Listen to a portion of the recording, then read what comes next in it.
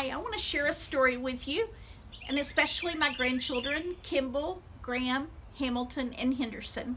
This is a story I loved when I was a little girl, and I hope you like it too. It's The Kitten Who Thought He Was a Mouse. It's written by Miriam Norton and illustrated by one of my favorite illustrators, Garth Williams. The Kitten Who Thought He Was a Mouse.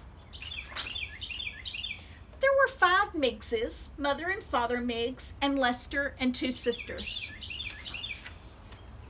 They had, as field mice usually do, an outdoor nest for summer in an empty lot and an indoor nest in winter in a nearby house. They were very surprised one summer day to find a strange bundle in their nest, a small gray and black bundle of fur and ears and legs with eyes not yet open. They knew by its mewing that the bundle must be a kitten, a lost kitten with no family and no name. "Poor kitty," said the sisters. "Let him stay with us," said Lester. "But a cat," said Mother Miggs. "Why not?" said Father Miggs. "We can bring him up to be a good mouse. He need never find out he's really a cat. You'll see, he'll be a good thing for this family." "Let's call him Mickey," said Lester, and that's how Mickey Miggs found his new family and a name. After his eyes opened, he began to grow up just as mice do, eating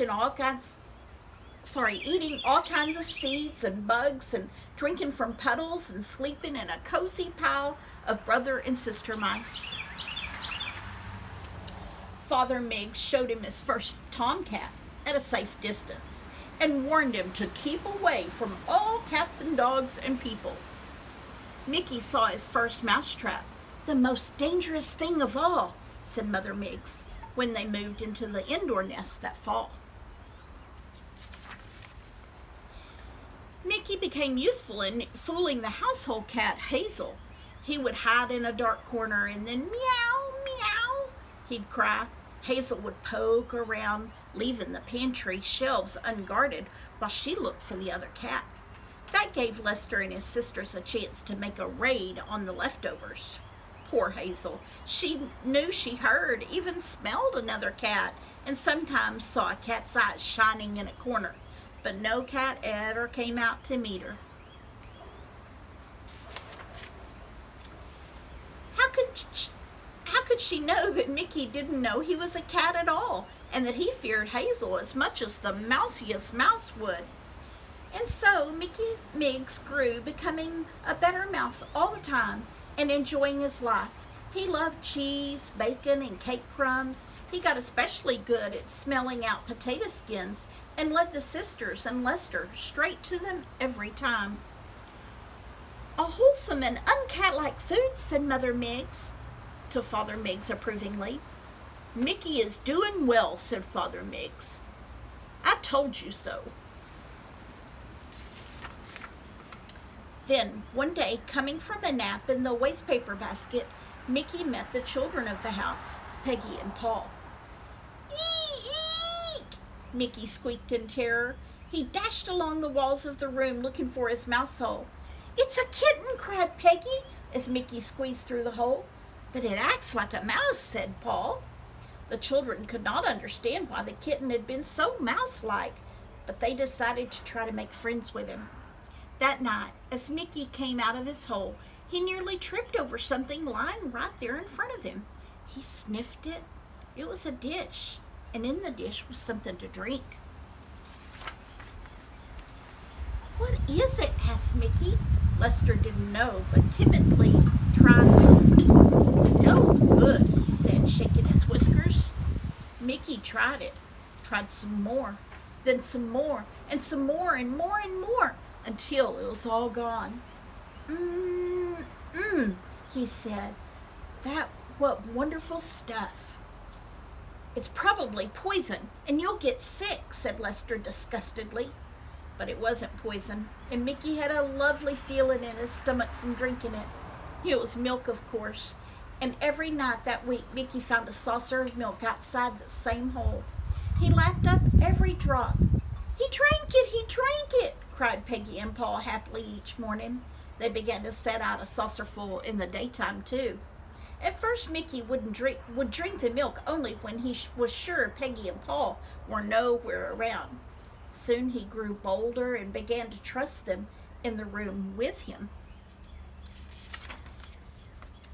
And soon he began to let them come nearer and nearer and nearer still.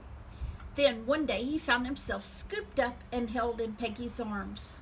He didn't feel scared. He felt fine. And he felt a strange noise rumble up his back and all through him. It was Mickey's first purr. Peggy and Paul took Mickey to a shiny glass on the wall and held him close in front of it.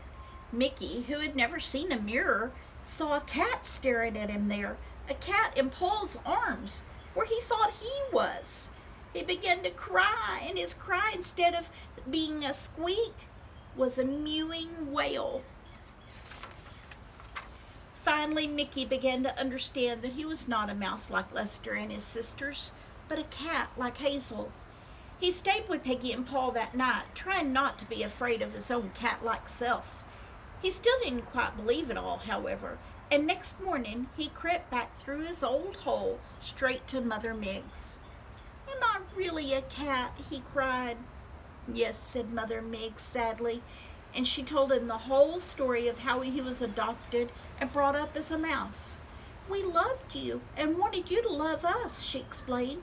"It was the only safe and fair way to bring you up."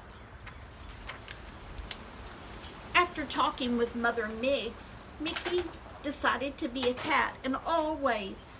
He now lives with Peggy and Paul, who also love him and who can give him lots of good milk and who aren't afraid of his purr or his meow. Mickey can't really forget his upbringing, however. He takes an old rubber mouse of Peggy's to bed with him. He often visits the Miggses in the indoor nest when he nibbles cheese, tidbits, and squeaks about old times. And of course he sees to it that Hazel no longer prowls in the pantry at night. "I'm so fat and stuffed from eating so much in Hazel's pantry," Father Miggs often says happily to Mother Miggs. "I always said Mickey would be a good thing for our family." And he is. And that is the story called The Kitten Who Thought He Was a Mouse.